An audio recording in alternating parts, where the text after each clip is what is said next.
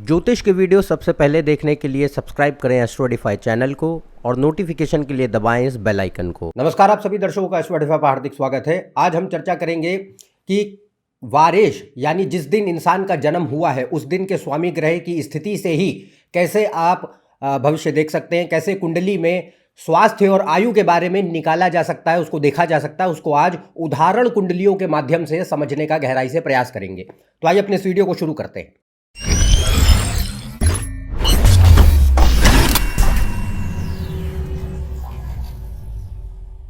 यदि आप मुझसे कंसल्टेशन लेना चाहते हैं तो ऊपर दी हुई वेबसाइट पर जा सकते हैं, इसका लिंक डिस्क्रिप्शन में दिया हुआ है। तो आज हम जान रहे हैं कि जिस दिन इंसान का जन्म हुआ यानी वारेश की स्थिति से ही अकेले दम पर हम कुंडली में कैसे व्यक्ति के व्यवहार, व्यक्तित्व और उसके स्वास्थ्य और आयु का निर्धारण करते हैं, कैसे उसको जज करते हैं, कैसे उसे प्रिडिक्ट करते हैं। बाकी चीज़ें इसमें नहीं ली जाएंगी। यहाँ पे सिर्फ आज एक ही कॉन्सेप्ट को समझने का प्रयास होगा, जिसमें हम ये जानेंगे कि वारेश के ही बलबूते हम कैसे आकलित करें स्वास्थ्य, आयु और व्यवहार को। इससे पहले मैंने वारेश के ऊपर पंचांग में विस्तार से चर्चा की है। उस वीडियो का लिंक कार्ड सेक्शन में दिखाया जा रहा है, डिस्क्रिप्शन में भी उपलब्ध है। यदि आपने वो चीज़ें नहीं देखी हैं तो उसको पहले देखें, क्योंकि उसी का ये आगे दूसरा हिस्सा है जिसमें अब हम उदाहरण से समझेंगे कि कैसे वो जो चीज़ें हमने उस वीडियो में जानी थी उनको अप्लाई कैसे करते हैं, उनको देखते कैसे हैं, कुंडली में कैसे उन्हें निकाला जाता है। और उसमें एक और वीडियो की भी बात होगी जिसमें हम पंचांग दोष और ग्रह दोष की बात करेंगे। उसके ऊपर भी मैंने वीडियो बनाया है, उसका भी लिंक कार्ड सेक्शन और डिस्क्रिप्शन में मौजूद है। उसके प्रिंसिपल्स जो हैं वो यहाँ पे, नियम कायदे वो यहाँ पे अभी लागू किए जाएंगे। तो यदि आपने वो पहले वीडियोस नहीं देखे तो आपको इस वीडियो में कुछ समझ नहीं आएगा आसानी से। तो आपसे अनुरोध है कि पहले उनकी जानकारी हासिल करें, उसके बाद यहाँ पे अब जो हम आज चर्चा करेंगे उसको आप गहराई से फिर समझ सकेंगे।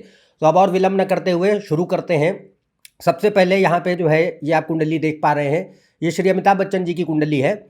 ये बहुत ही प्रख्यात कुंडली है, इसलिए मैं इसको ले रहा हूँ। तो यहाँ पे हम सबसे पहले देखेंगे वारेश। तो ये किस दिन पैदा हुए? अमिताभ बच्चन जी का जन्म हुआ है रविवार के दिन। यहाँ आप देख सकते हैं डे ऑफ बर्थ वो संडे है और तिथि इनकी द्वितीया है। तो यहाँ पे पहले ही इस बात की चर्चा मैं कर चुका हूँ विस्तार से कि वारेश जो होता है वो हमारे स्वास्थ्य और आयु को निर्धारित करता है। वारेश हमारे शरीर में अग्नि को चालित करता है, अग्नि को बचा के रखता है। तो fire is responsible for survival and sustenance and existence in this world. बिना अग्नि के व्यक्ति जीवित नहीं रह सकता, प्राणवायु बचेंगे नहीं यदि शरीर में अग्नि न हो। तो वारेश वह ग्रह होता है जो हमारे शरीर में अग्नि को संतुलित रखता है, बचाता है और स्वास्थ्य और आयु को कंट्रोल करता है। तो क्योंकि रविवार का जो स्वामी है वो सूर्य है और इनका जन्म रविवार के दिन हुआ, तो इनके केस में वारेश है सूर्य। अब देखिए यहाँ सूर्य, बुध, मंगल और शुक्र छठे 8वें भाव में कन्या राशि में बैठे हुए हैं। अब यहाँ पे एक बात है कि पहले पंचांग और ग्रह दोष वाले वीडियो में मैंने इस बात की चर्चा की है कि जब भी रविवार के दिन व्यक्ति का जन्म होगा और यदि कुंडली में सूर्य का संबंध शनि या बुध से है तो सूर्य ग्रह दोष बनाता है। इसको बुधादित्य योग भी कहते हैं, जो लोग बड़ा शुभ मानते हैं। बट देखिए जो पंचांग दोष है और ग्रह दोष है उसके बारे में मैंने पहले चर्चा की है। उसमें यह बात कही गई है कि सूर्य का संबंध यदि वारेश हो जाने पर शनि या बुध से बनेगा तो वह ग्रह दोष बनाएगा, मतलब पीड़ित होगा। तो इस कुंडली में क्या है, सूर्य और बुध साथ बैठे हैं, नजदीक है, और जिसमें बुध अस्त होता है। एक खास बात और है कि इसमें सूर्य मृत्यु भाग में है। मृत्यु भाग के ऊपर भी मैंने पहले की वीडियो में चर्चा की हुई है, आप उसको ज्योतिष की बेसिक सीरीज की प्लेलिस्ट में जाके देख सकते हैं कि मृत्यु भाग होता क्या है। मृत्यु भाग जब भी सूर्य कन्या राशि में 24 डिग्री प्लस माइनस 40 मिनट की ड्यूरेशन पे बैठता है तो वो मृत्यु भाग की परिस्थिति में जाता है। तो यहाँ पे सूर्य मृत्यु भाग में भी जा रहा है जिस दिन वो पैदा हुए, और सूर्य का ग्रह दोष बनता है जो कि यहाँ बुध के साथ बना रहा है। तो यहाँ पे कंडीशन क्या हो जाएगी कि, और ये अष्टम भाव में, 8वां भाव दुस्थान भाव है, अशुभ भाव है। तो ये दिखाता है कि स्वास्थ्य को बहुत अत्यधिक रूप से ये खराब कर देगा। जबकि लग्न से जो लोग देखते हैं कि भाई लग्न का स्वामी स्वास्थ्य के लिए जिम्मेदार है, तो लग्न का स्वामी शनि है जो कि मजबूत परिस्थिति में बैठा है, और ये बहुत बड़ा रीज़न है, बहुत बड़ा कारण है कि इनकी आयु को बढ़ावा दे रहा है। दूसरा कारण, अष्टम भाव का स्वामी जब भी अष्टम भाव में बैठता है, बुध जैसे यहाँ है, तो वो आयु को तो बढ़ा ही देगा, अष्टम भाव का स्वामी जब भी अष्टम भाव में किसी भी व्यक्ति की कुंडली में बैठे तो आयु के लिए शुभ होता है, स्वास्थ्य के लिए अशुभ होता है। तो हेल्थ प्रॉब्लम्स बहुत होते हैं बट लाइफ लॉन्ग हो जाती है। और उसमें लग्न की भूमिका बहुत है। अगर लग्न कमज़ोर होगा तो ये नहीं होगा। इनके केस में लग्न का स्वामी मजबूत है, इस वजह से ये ग्रह जैसे यहाँ बैठे ये आयु की वृद्धि कर देंगे बट स्वास्थ्य को बहुत हद तक खराब कर देंगे। तो यहाँ पे इनको कई सारी शारीरिक समस्याएं रही हैं अपने जीवन में। तो 8वां भाव देखते हैं, सबसे पहले एक्सीडेंट और सर्जरी का होता है। इनका सबसे भयानक एक एक्सीडेंट हुआ था 1982 में, और वो जो दशा थी वो थी शनि सूर्य की ही, जब इनको फिल्म के सेट पर चोट लगी थी जिसके कारण बहुत ही गंभीर परिस्थिति हो गई थी इनकी। तो वो जो है वो 8वां भाव क्या होता है? दुर्घटनाओं का। तो यहाँ पे हम एक्सीडेंट है, इंजरी है, सर्जरी है। अष्टम भाव सूर्य की अंतर्दशा, 8वें भाव में सूर्य, जबकि वारेश होने के बावजूद क्या है, मार्केश भी है, कन्या कुंभ लग्न के लिए मारक ग्रह, अशुभ माना जाता है। तो यहाँ पे क्या करेगा? नुकसान पहुँचाएगा स्वास्थ्य को, और वो भी गंभीर। तो यहाँ कंडीशन क्या हुई कि सूर्य बुध मंगल शुक्र साथ बैठे, जिसकी परिस्थिति के कारण सूर्य डैमेज होता है, जो कि ये दिखाता है कि स्वास्थ्य खराब कर देगा। तो इसमें पहली बात आई एक्सीडेंट और इंजरी की प्रोननेस बहुत ज़्यादा है। दूसरी बात रही कि इसके अतिरिक्त भी कई सारी बीमारियां इनको होती रहीं रिपीटेटिवली। तो इसमें जो है एक्सीडेंट्स के अलावा, और उसमें सबसे बड़ी बात है यहाँ पे जो उसकी चोट का असर रहा वो इनके इंटेस्टाइन्स पे रहा। कन्या राशि जो होती है वो डाइजेस्टिव सिस्टम और नर्वस सिस्टम को दिखाती है। तो कन्या राशि में सूर्य बुध है, तो यहाँ पे जो हमारा गैस्ट्रो इंटेस्टाइनल सिस्टम होगा और जो हमारा नर्वस सिस्टम होगा वो अफेक्ट हो जाएगा। तो इनको दोनों ही समस्याएं रही हैं। तो इसमें जो है गैस्ट्रो इंटेस्टाइनल सिस्टम में चोट लगने की वजह से इंटेस्टाइनल डाइवर्टिकुलाइटिस भी हुआ, उसके अलावा स्प्लीनिक रप्चर भी हुआ जो चोट के मद्देनज़र था। दूसरा, इसके अलावा इनको जो है टीबी रही बहुत अपने लेटर स्टेजेस में।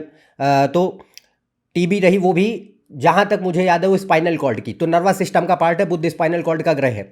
इसके अलावा इन्हें माइस्थेनिया ग्रेविस रहा। माइस्थेनिया ग्रेविस एक ऐसी दुर्लभ बीमारी है, रेयर है, वेरी वेरी रेयर, जो आसानी से नहीं दिखती, पर वो एक न्यूरोमस्कुलर डिसऑर्डर है। तो न्यूरोमस्कुलर डिसऑर्डर है जो Mangal is muscles, Mercury is nervous system, और कन्या राशि नर्वस सिस्टम। तो यहाँ पे हमारा मसल्स न्यूरोमस्कुलर डिसऑर्डर है जो यहाँ पे दिखाई दे रहा है। इसके अलावा इसमें जो है इनको लीवर, यहाँ पे हेपेटाइटिस बी इन्फेक्शन जो है रहा, जिसकी वजह से लीवर इनका शायद 25% पर ही कार्य करता है। तो यहाँ पे ये भी एक गंभीर समस्या रही है। इसके अलावा अभी कोविड भी जैसे रहा तो वो भी हुआ इन्हें, और इसके अतिरिक्त मल्टीपल सर्जरीज रही हैं, आँखों की समस्याएं रही हैं।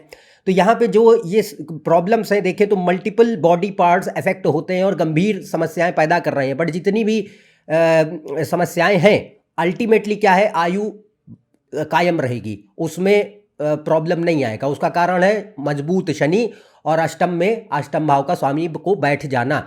पर जो इतनी गंभीर मुद्दे रहे, लगातार एक खराब स्वास्थ्य से जूझना, और अभी भी जूझ ही रहे हैं, उसका सबसे बड़ा कारण है सूर्य का कमज़ोर पड़ जाना। तो ये कॉन्सेप्ट हम कहाँ से देख सकते हैं? सिर्फ और सिर्फ वारेश से। आप जो है जिस दिन पैदा हुए उस दिन का स्वामी ग्रह अच्छी परिस्थिति में नहीं बैठा, जिसके कारण यहाँ पे स्वास्थ्य की गंभीर समस्याएं देखने मिली हैं इनको जीवन में अलग अलग समय काल में। तो ये तो हमने पहला केस देखा। अब अगला केस यहाँ पे ले रहे हैं, ये बिल क्लिंटन जी की कुंडली है।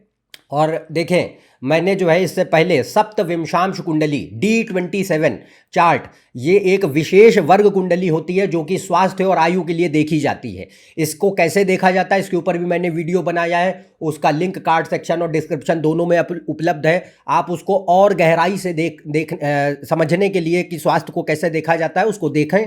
उसमें वर्ग कुंडलियों में भी ये बात कही गई कि अगर कोई ग्रह पीड़ित हो जाए तो कौन से बॉडी पार्ट अफेक्ट होंगे। तो यहाँ पे जो है अब ये बात करते हैं बिल क्लिंटन की। तो इनके केस में क्या है, ये पैदा हुए, इनका वारेश है चंद्रमा, सोमवार के दिन इनका जन्म हुआ, मंडे के दिन, और अष्टमी तिथि थी। तो यहाँ पे चंद्रमा पंचांग दोष नहीं बना रहा है। पंचांग दोष तब बनता है जब एक ही ग्रह वारेश या तिथि का स्वामी हो जाए, या अगर अलग अलग ग्रह तो वो दोनों कुंडलियों में साथ बैठ जाएं तभी होता है। पर यहाँ पे चंद्रमा अकेला है। बट सबसे बड़ी समस्या क्या है, चंद्रमा अष्टम भाव में है, वारेश होकर के 8वें भाव में गया है। और 8वें भाव जो होता है वो अशुभ है। यहाँ पे हम किसी भी तरीके के दुर्घटनाएं एक्सीडेंट, इंजरी, सर्जरी, इसको देखते हैं, ट्रॉमास को देखते हैं। और 8वें भाव का स्वामी जो है मंगल, यहाँ पे अब जो खास बात है देखने वाली वो यह है कि चंद्रमा टेक्निकली कोई ग्रह दोष नहीं बना रहा है। चंद्रमा अकेले बैठा है पर उसका भाव अशुभ है। दूसरी बात, चंद्रमा मर्ण कारक है। 8वें भाव में चंद्रमा अपनी ताकत खो देता है नेचुरली, किसी भी राशि में बैठे। नवमांश में भी चंद्रमा अष्टम भाव में है। दूसरी सबसे बड़ी बात कि इसमें अब ये पॉइंट है जिसको आप देखेंगे, वो ये कि आपको सिर्फ यही ग्रह नहीं देखना है जिस दिन इंसान पैदा हुआ है, आपको वो भी ग्रह देखना है जिस दिन जिसकी राशि में वो ग्रह बैठा है, वारेश जिस राशि में बैठा है। तो यहाँ पे चंद्रमा मेष में है और मेष का स्वामी मंगल है। मंगल और शुक्र साथ बैठे तो ये ग्रह दोष बना दिया। ये बहुत बड़ा मंगल दोष है जिसने इनके वैवाहिक जीवन को भी बर्बाद करा है और इनके स्वास्थ्य को भी बर्बाद करा है। तो यहाँ पे ये बात रहती है कि चंद्रमा जो है मेष में अगर बैठा तो यहाँ हमें सिर्फ चंद्र को नहीं देखना है, चंद्र जिस राशि में बैठा है उसके स्वामी ग्रह को भी देखना है। तो उसका जो स्वामी ग्रह है वो है मंगल। अब मंगल और शुक्र या मंगल और केतु जब भी साथ में होते हैं तो ये ग्रह दोष बनाते हैं। ये उस वीडियो में चर्चा की गई जो मैंने आपको बोला है देखने के लिए, उसमें आप देख के समझ सकेंगे और गहराई में कि मंगल और शुक्र का संबंध, मंगल और केतु का संबंध ग्रह दोष बनाता है। तो मंगल और शुक्र यहाँ साथ है जिसमें शुक्र नीच का है और मंगल कन्या लग्न के लिए एक भयानक मारक ग्रह होता है। अष्टम और तीसरे भाव का स्वामी लग्न में जा रहा है तो ये स्वास्थ्य को बहुत गहराई तक नुकसान पहुंचाएगा। दूसरा, यहाँ पे हमने व्यवहार और व्यक्तित्व की भी बात कही। तो देखिए मंगल और शुक्र और चंद्र अष्टम में 8वां भाव जो होता है वो लस्ट का होता है, वासना का होता है। मंगल शुक्र भी सेम चीज है। तो यहाँ पे क्या होगा, शरीर के भीतर जो काम वासना है वो भी बहुत ऊंचे स्तर की होती है और उसका जो एक सेंसुअल सेटिस्फैक्शन है, आप किस तरीके से उसको पूरा कर रहे हैं, वह गलत मार्गों से दिखाई देगा। तो ये जो हमने योग की बात कही, मंगल शुक्र और इसके ऊपर राहु की दृष्टि, ये यहाँ पे व्यक्ति के भीतर काफ़ी हद तक कामुकता तो पैदा करता ही है बट उसमें सबसे बड़ी बात आपका कैरेक्टर को खराब कर डालता है। तो यहाँ जो इनका स्कैंडल रहा जो सबसे प्रख्यात मोनिका लेविन्स्की सेक्स स्कैंडल, वो तो एक बात है, एक उदाहरण है जो सामने आया है। ऐसे न जाने कितने रहे हैं जो सामने नहीं आए। तो यहाँ पे ये बात रहती है कि इससे हम सिर्फ स्वास्थ्य की बात नहीं कर रहे, इससे हम व्यवहार और व्यक्तित्व की भी बात कर रहे हैं कि व्यक्ति के भीतर ऐसे गुण दोष जो वारेश पैदा कर दे वो भी देखने मिलता है। तो चंद्रमा यहाँ पे मेष में बैठा और मंगल शुक्र साथ में ग्रह दोष बना दिए तो ये डबल प्रॉब्लम्स पैदा कर रहे हैं। मैरिज को भी खराब करेंगे, वासना को भी बढ़ाएंगे और उसका जो पूर्ति है वो गलत मार्गों से होगी और ये स्वास्थ्य और आयु को भी, मेनली स्वास्थ्य को बहुत खराब करेंगे। उसका सबसे बड़ा कारण कि भाई अष्टम में चंद्र का बैठना और शुक्र का नीच का होना, तो इनको हार्ट प्रॉब्लम्स बहुत ज़्यादा रहे हैं और कई मल्टीपल सर्जरीज भी हुई हैं। 8वां भाव सर्जरीज का होता है तो हार्ट इश्यूज़ और हाँ, सबसे बड़ी बात, चंद्रमा अगर ख़राब होगा तो इन्फेक्शन की प्रोननेस बहुत ज़्यादा देता है। तो ये इन्फेक्शन जो है वो चेस्ट रिलेटेड इन्फेक्शंस भी रहे हैं, यूरिनरी इन्फेक्शंस भी रहे हैं। तो यहाँ पे जो पॉइंट्स हैं ये वेरीफाई होते हैं कि यहाँ पे सिर्फ वारेश से हम देख रहे हैं, हम यहाँ पे बाकी किसी ग्रह को काउंट नहीं कर रहे हैं। अभी आपको खाली बस एक पॉइंट समझाने का मेरा यहाँ उद्देश्य है। तो मेरे ख्याल से आप समझ पाए होंगे कि कैसे इसमें घटनाक्रम घटे हैं। अगला उदाहरण हम यहाँ ले रहे हैं एडोल्फ हिटलर का। ये भी बड़ी प्रख्यात कुंडली है। इसमें जो है, इसमें हम दोनों चीज़ें देखेंगे, इसमें हम व्यवहार भी देखेंगे व्यक्ति का और इसमें हम स्वास्थ्य भी देखेंगे। तो जैसे हमने अब इनके केस में बात करते हैं तो इनका जो वारेश है, इनका जन्म हुआ था शनिवार के दिन, सैटरडे, और तिथि थी षष्ठी तिथि। तो यहाँ पे शनिवार वारेश है, शनि, और शनि जो है यहाँ कोई ग्रह दोष नहीं बना रहा है। ग्रह दोष शनि तब बनाता है जब वह बुध या सूर्य के साथ संबंध में हो। तो यहाँ पे शनि अकेला है, तुला लग्न के लिए योग कारक है, 10वें भाव में है, तो ये परिस्थिति के हिसाब से शुभ माना जाएगा। पर सबसे बड़ी बात यह है कि हमने जैसे आपको बात कही कि आपको सिर्फ ग्रह को ही, उस वारेश को ही नहीं देखना है, आपको उस राशि के स्वामी को भी देखना है जिसमें वो बैठा है। तो शनि यहाँ पे कर्क में है और कर्क राशि का स्वामी कौन है? चंद्रमा। चंद्रमा गुरु केतु साथ में है। अब ये जो कॉम्बिनेशन है ये दूर से देखने में बड़ा शुभ लग रहा है, बहुत अच्छा लग रहा है, पर यह है बिल्कुल बेकार। तो यहाँ पे ये बात रहती है कि इसमें गुरु आप सोचेंगे बड़े अपनी राशि में है, चंद्रमा धनु में है, दोनों मित्र हैं, गजकेसरी योग है, केतु का कॉम्बिनेशन है। It is utterly useless and bad combination. उसका सबसे बड़ा कारण है यहाँ पे लग्न का खराब हो जाना। क्योंकि देखिए सबसे बड़ी बात होती है कि गुरु को धर्म, दर्शन, आध्यात्म का कारक तो माना गया है। Religion, culture, philosophy, ideology, belief system, इनका कारक तो माना गया है। और नो डाउट ये हिटलर को इस तरीके की पर्सनालिटी भी दे रहा है जो कि काफ़ी ज़्यादा अपने रूट से जुड़ी है, अपने धर्म से, अपने एक कल्चर से और अपनी आइडेंटिटी जो जिस रेस में वो पैदा हुए, जिस तरीके के सभ्यता में उन्होंने आगे अपना जीवन बिताया, तो वो जो सारी चीज़ें वो यहाँ आ तो रही हैं, उसके प्रति व्यक्ति का एक कंजर्वेटिव अप्रोच भी आ रही है, ऑर्थोडॉक्स अप्रोच भी आएगी। पर उसमें प्रॉब्लम ये होती है कि यदि बुद्ध खराब हो जाए और फिर गुरु अच्छा है तो ये व्यक्ति को धर्मांध बनाता है। बुद्ध है तर्क, यहाँ तर्क बिल्कुल बेकार है, क्योंकि बुद्ध के पास देखिए खराब स्थिति क्या हो रही है कि बुद्ध जो है पूर्णतया अस्त है। मेष राशि बुद्ध के लिए एक शत्रुगत राशि है। सूर्य और मंगल बुद्ध को पूरी तरीके से खत्म कर रहे हैं। और दूसरा लग्न का स्वामी शुक्र है। लग्न का स्वामी भी स्वास्थ्य और आयु के लिए निर्भर करता है, जिम्मेदार होता है। और अगर आप एक गौर करने वाली बात देखें तो चंद्रमा और गुरु और केतु शुक्र के नक्षत्रों में बैठे हैं पूर्वाषाढ़ में, तो शुक्र का यहाँ पे डोमिनेंस आ जाएगा ये डिसीजन लेने के लिए, डिसाइड करने के लिए कि इनका व्यक्तित्व व्यवहार कैसा होगा और इनका स्वास्थ्य और आयु कैसी होगी। तो यहाँ पे व्यक्तित्व व्यवहार देखें तो ये बुध का खराब हुआ तो तर्क कुछ नहीं है। यहाँ पे अब मेष है। मेष का मतलब है एग्रेशन, क्रोध, हिंसा, दूरियां और आक्रोश, खराब व्यवहार, ego, arrogance, anger, hatred, jealousy, ये सब होता है मेष में। ऊपर से सूर्य मंगल भी सेम चीज़ है। तो बुध को अगर खराब करा, शुक्र को खराब करा, तो ये जो ग्रह हैं ये अशुभ हो जाएंगे। और अगर अशुभ हुए तो अब ये क्या करेंगे, ये गुरु अब खराब व्यवहार करेगा। गुरु ही व्यक्ति को कट्टरवादी बनाता है। जितने लोग हैं A to Z, कोई भी अगर कट्टरवादी है, कोई भी धर्म को लेके, किसी भी संप्रदाय को लेके और किसी भी सोच को लेके, किसी भी विषय को लेके, कोई धर्म को लेकर के होता है, कोई विषयों को लेके होता है, कोई विज्ञान के ऊपर घमंड करता है तो कोई अपने धर्म के ऊपर घमंड करता है, और कोई फंडामेंटलिस्ट है, कोई बिगट है, कोई कट्टरवादी किसी भी विषय वस्तु का है, तो गुरु बर्बाद होगा। और उसमें सबसे बड़ी बात, बुद्ध बिल्कुल ही साथ नहीं देता, क्योंकि बुद्ध आपके भीतर है logic, reason, calculation, analysis, detail. तो बुद्ध जब आपकी बुद्धि को सहारा दे तब व्यक्ति देख पाता है कि भाई चीज़ें सीखने, सुनने, समझने के लिए बहुत विशाल हैं, ज्ञान असीमित है। धर्म का वो अर्थ नहीं जो आपने सोच लिया है। ये जो चीज़ है ये सिर्फ बुद्ध ही पैदा कर सकता है, गुरु कभी नहीं पैदा कर सकता। तो अगर गुरु कुंडली में अच्छा है और बुद्ध खराब है तो व्यक्ति के भीतर धर्मांधता आसानी से आती है, और अपने धर्म, जाति, संप्रदाय, इनके प्रति जो है काफ़ी जुड़ाव तो रखते हैं। बट इस चक्कर में क्या होता है कि दूसरे जो उनकी थिंकिंग, उनके धर्म, उनकी जाति और उनके बिलीफ सिस्टम से इत्तेफाक रखते हैं, अलग रखते हैं, अपने विचार अलग रखते हैं, तो उनके प्रति आपका एक जजमेंट, बायस, प्रिजुडिस, हेट्रेड की भावना पैदा होती है, बहिष्कार की भावना पैदा होती है। यही हिटलर के केस में हुआ। तो इन्होंने जो है हेट्रेड फॉर ज्यूज, कि ज्यूज निम्न वर्ग के लोग हैं, इनका खून गंदा है, एंटी सेमाइटिज्म जो रहा वो इन्होंने फैलाया, हेट्रेड टुवर्ड्स ज्यूज। वाई? ये कॉम्बिनेशन है। ये यहाँ इसलिए आपको एक्सप्लेन किया जा रहा है क्योंकि ये सिर्फ वारेश से ही आप देख सकते हैं, सिर्फ वारेश से ही, कि वारेश शनि है। शनि कर्क में बैठ करके अपने रिलीजन, अपने कल्चर, अपनी सभ्यता, अपने घर परिवार के प्रति एक कंजर्वेटिव अप्रोच पैदा करता है, तो आप उनके प्रति जुड़ाव रखेंगे। गुरु धर्म, जाति, संप्रदाय का ग्रह है। धनु राशि भी सेम चीज़ है, चंद्रमा मन का स्वामी उन्हीं के साथ बैठा है, शनि कर्क की राशि में है, तो ये भी उसी तरीके की मनस्थिति पैदा कर रहे हैं। पर ये मनस्थिति नकारात्मक दिशा में है, क्योंकि उसको शुक्र ने, लग्न के स्वामी और बुद्ध ने खराब दिशा प्रदान कर दी है।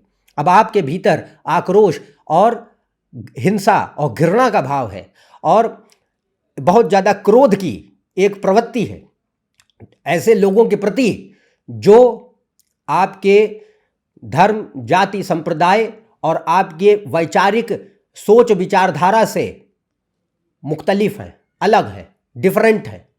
तो यहाँ पे ये चीज़ आ रही है। दूसरा, अगर हेल्थ की बात करें तो हिटलर को कई सारे जो है स्पेक्यूलेशंस हैं, बट नो डाउट उनमें कई हद तक सत्यता भी है। यहाँ पे इनको जैसे बीमारियां कई सारी रहीं इसमें, क्योंकि मेष राशि में क्या है भाई, बुध और मेष राशि, ब्रेन, हेड, नर्वस सिस्टम, बुध, शुक्र और चंद्रमा और एंडोक्राइन सिस्टम, ये हमारा हार्मोन्स कंट्रोल करते हैं। तो यहाँ पे इनको जो है ब्रेन, हेड, नर्वस सिस्टम में 3 तरीके की स्पेक्यूलेशन दी जाती हैं। एक है पार्किंसंस डिजीज़, जिसकी काफ़ी हद तक बहुत ज़्यादा संभावना रही है मेरे मुताबिक, वो यह है कि पार्किंसंस एक है, दूसरा हंटिंगटन्स डिजीज़ है, तीसरा सिफिलिस है। ये 3 स्पेक्यूलेशन है जिनमें एक पार्किंसंस की जो है बहुत हद तक संभावना होगी। दूसरा इसमें एक्जिमा रहा है, इसमें कोई दो राय नहीं थी। ये वो डिजीज़ रहे हैं जो नोटेड हैं, तो इनमें स्पेक्यूलेशन नहीं है। तो एक्जिमा खासतौर से पैरों में। कौन है एक्जिमा? स्किन, बुध। और एक्जिमा होता है इम्यून सिस्टम के द्वारा, सूर्य और मंगल इम्यून सिस्टम है, खराब कर देंगे बुध को। ऐसे ही पेट की समस्याएं। दूसरा बुध क्या होता है? सोच, बुद्धि, विचारधारा। तो एंग्जाइटी, पैनिक, हाइपोकॉन्ड्रिया भी था इन्हें, और फियर, एंगर, बहुत ज़्यादा anger, obsession, compulsion, personality disorders, insomnia, नींद की समस्याएं। ये सारी चीज़ें ये जो योग है इससे दिखाई देगा। इसके अलावा शुक्र जो है रिप्रोडक्टिव सिस्टम, जेनिटल ऑर्गन्स और यूरिनरी सिस्टम का भी ग्रह है, वह भी यहाँ पे खराब कर देगा। तो ये जो है दूसरी, ये हमने एक बात कही तीसरी उदाहरण में कि कैसे हिटलर के केस में हम दोनों चीज़ें देख पाते हैं। एक उनका व्यवहार, एक उनका व्यक्तित्व जो खराब रहा और उसके चक्कर में कितने लोगों की हत्याएं हुई, और दूसरा है उनका खुद का स्वास्थ्य और एक कम आयु, मध्य आयु, क्योंकि शुक्र चौपट है पूरी तरीके से, तो पूर्ण आयु दे ही नहीं सकता। तो यहाँ पे ये बात रहेगी कि इस तरीके से आप सिर्फ वारेश के बलबूते ही देख सकते हैं, वारेश के बलबूते ही देख सकते हैं। और यहाँ पे जैसे वारेश शनि था तो उसको हमने आकलित करा। और एक और ख़ास बात वो ये कि मंगल शनि आपसी दृष्टि में है, मंगल शनि आपसी दृष्टि में है, तो ये व्यक्ति के भीतर जो है जैसा मैंने कहा और ज़्यादा नकारात्मकता, टॉक्सिक पर्सनालिटी बना देते हैं। तो ये जो है गुण हिटलर के केस में नज़र आते हैं जो यहाँ समझे जा सकते थे। इसके अलावा अब एक चौथा केस हम ले रहे हैं, ये है मोहम्मद अली। मोहम्मद अली बहुत बड़े बॉक्सर रहे हैं। यहाँ इनकी कुंडली देखते हैं तो इसमें जो है वारेश अगर देखेंगे तो इनका वारेश भी शनि है, शनिवार के दिन जन्म हुआ है। और इस कुंडली में क्या है, शनि और मंगल साथ है। शनि जो है टेक्निकली भाई नीच भंग में है, पर वो नीच का है। और नीच भंग में एक खास बात होती है कि नीच भंग के रिजल्ट पर्सनल लाइफ में नहीं मिलते हैं। पर्सनल लाइफ में कहीं ना कहीं वो परेशानी देगा ज़रूर। अब क्योंकि शनि कर्क लग्न के लिए 7वें 8वें भाव का स्वामी है, मतलब कि मार्केश है, और आपका जन्म शनिवार के दिन हुआ और शनि मंगल के साथ है, राहु की दृष्टि है, तो मंगल और शनि एक दूसरे के शत्रु हैं। शनि वक्री है, शनि नीच का है, और मारक हो जाने की वजह से, राहु की दृष्टि बढ़ जाने की वजह से और ज़्यादा नकारात्मकता स्वास्थ्य को लेकर पैदा करेगा। तो यहाँ पे ये बात रहती है कि इनको जो समस्या रही सबसे बड़ी वो रही पार्किंसंस की। उसके बाद हालांकि वो कई समय जीवित रहे, पर धीरे धीरे स्वास्थ्य इनका बहुत हद तक ख़त्म होता चला गया। क्योंकि शनि देखिए क्या है, अष्टम भाव का स्वामी होकर आयु को बढ़ाएगा, क्योंकि 8वां भाव शनि लॉन्जिविटी को बढ़ाता है। बट प्रॉब्लम यह है कि शनि जो है आपके क्वालिटी ऑफ लाइफ को बिल्कुल ख़त्म कर देगा। तो यहाँ पे धीरे धीरे करते हुए व्यक्ति पूरी तरीके से डिसेबिलिटी आ जाती है शरीर में। तो इनके केस में जो है वो मंगल शनि साथ में बैठे और शनि अष्टम भाव का स्वामी है, तो और करियर में है। तो अब जैसे क्योंकि बॉक्सिंग में बहुत हद तक इसके चांसेस भी होते हैं कि भाई आपके लगातार सिर वगैरह पे लगने से पार्किंसन जैसी समस्याएं हो सकती हैं, और इनके केस में वो हुआ। तो 10वां भाव करियर का भी है, पर मंगल शनि क्या है, चोट चपेट, एक्सीडेंट, इंजरी, मारपीट, मंगल शनि है। 8वें भाव का स्वामी सेम चीज़, एक्सीडेंट, इंजरी, सर्जरी। तो ये यहाँ पे शनि इनको इस तरीके के रोग भी पैदा करेगा, क्योंकि अल्टीमेटली वो आपके लिए मार्केश ग्रह है। अच्छा, दूसरा पॉइंट कि भाई वो हमारे पास जो है अगर आप देखें तो शनि यहाँ पे खराब ग्रहों से दृष्ट हो गया, तो वो उसके ऊपर और नकारात्मक तत्व बढ़ा देंगे। तो ये मुख्य बिंदु थे जिससे आप खाली सिर्फ लग्न कुंडली में वारेश की परिस्थिति को जान करके ही आकलित कर सकते हैं। और अगर इनका एक वो देखें स्वभाव, तो स्वभाव काफ़ी एक स्पोर्ट्स पर्सन का जैसा होता है, एग्रेसिव, डोमिनेटिंग, कंट्रोलिंग, और काफ़ी मैस्कुलिन नेचर, व्यक्ति काफ़ी मोटिवेटेड हो और किसी से डरता ना हो, मंगल के लक्षण ज़्यादा नज़र आएंगे। तो इनके कभी भाषण जो फेमस रहे हैं आप उनको कभी सुने तो उसमें मंगल शनि के पूरे लक्षण आपको नज़र आते हैं। तो ये जो है ये व्यवहार भी निर्धारित कर रहे हैं और ये इनके स्वास्थ्य और आयु को भी निर्धारित कर रहे हैं। तो ये हमने यहाँ जाना। इसके अलावा अब ये आखिरी एक कुंडली लेते हैं, ये एक पर्सनल हमारी कंसल्टेशन का केस है। इसमें जो है इस व्यक्ति को अब आप यहाँ देखें तो ये काफ़ी एक ऐसी कुंडली है जो कठिन है समझना, क्योंकि यहाँ पे एक पहले जो वारेश है वो है गुरु।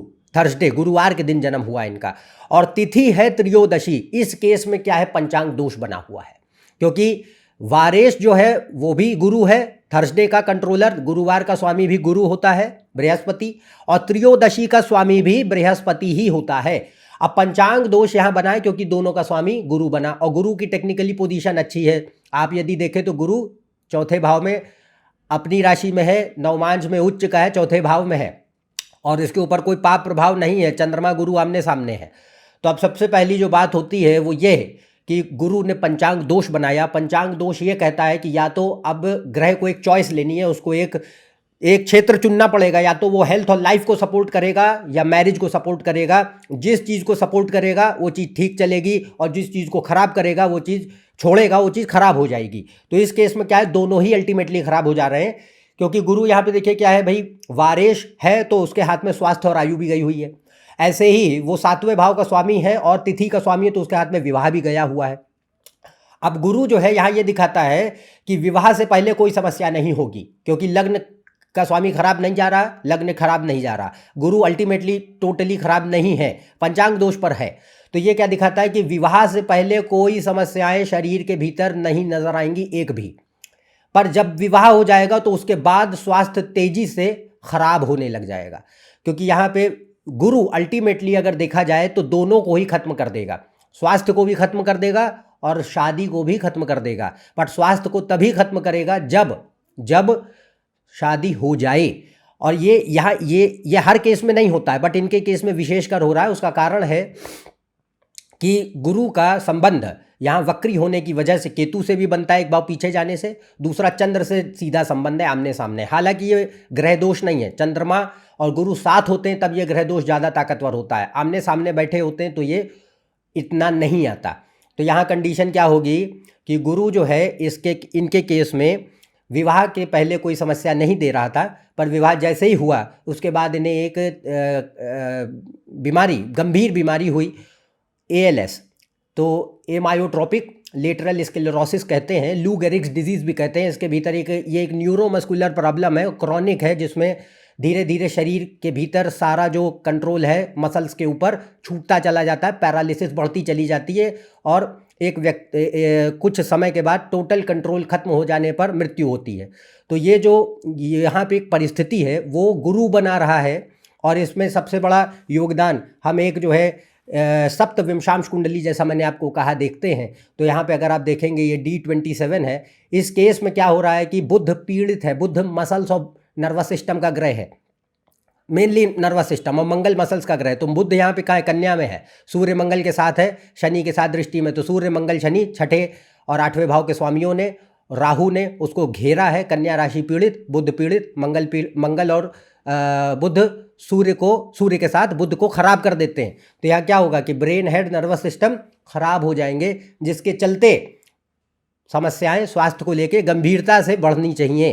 तो ये विवाह होने के बाद ये बीमारी इनको कुछ समय में हुई, और थोड़े समय बाद विवाह भी चल नहीं पाया, टूट गया, खत्म हो गया। तो यहाँ जो कंडीशन है वो ये एक बहुत ही महत्वपूर्ण केस था, जिसमें कि ये निकाल पाना कि भाई इस व्यक्ति को ऐसी गंभीर समस्याएं हों, और वो भी विवाह के बाद, ये कठिन काम है। तो वो भी तब, क्योंकि हम गुरु को बहुत अच्छा ग्रह मानते हैं, और गुरु यहाँ पे खराब हो रहा है, स्वास्थ्य को लेकर के अल्टीमेटली निगेटिव बिहेवियर है। तो यहाँ और ये सारी जो लक्षण इनके रहे हैं अधिकतम, ये गुरु की दशा में, और दूसरा फिर आगे इनकी शनि की महादशा में इसके परिणाम अधिक मिले हैं। तो यहाँ पे हमने जो है कई सारे कुंडलियों के माध्यम से आज समझने का प्रयास किया कि वारेश के ही बलबूते, वारेश की ही सहायता से आप कैसे कुंडली को देखते हैं, व्यक्ति के स्वभाव और व्यक्तित्व का आकलन करते हैं, और उसके स्वास्थ्य और आयु को निकालते हैं। तो यहाँ पे हमने इस बारे में गहराई से समझने की चेष्टा की है, और अगली बार जो है तिथि के कॉन्सेप्ट को समझेंगे कि तिथि का जो है, तिथि के बारे में मैंने पहले चर्चा की है, तो उसको एप्लीकेशन उसका कैसे होता है, और विवाह के लिए तिथि बड़ी महत्वपूर्ण है। तो विवाह में कैसे परिणाम नज़र आते हैं यदि तिथि का स्वामी जो है अच्छा हो या ख़राब, तो सिर्फ तिथि के स्वामी से हम ये देखेंगे कि विवाह को कैसे देखा जाता है। ये अगले वीडियो में चर्चा होगी। तो यदि आप मेरे इस चैनल पर नए हैं, नीचे दिए सब्सक्राइब बटन पर सब्सक्राइब कीजिए। ज़्यादा जानकारी के लिए आप मेरी वेबसाइट और फेसबुक पेज और इंस्टाग्राम पर भी जा सकते हैं। अन्यथा हम आपसे अगले वीडियो में फिर से मिलेंगे। तब तक के लिए आज्ञा दें। नमस्कार और धन्यवाद।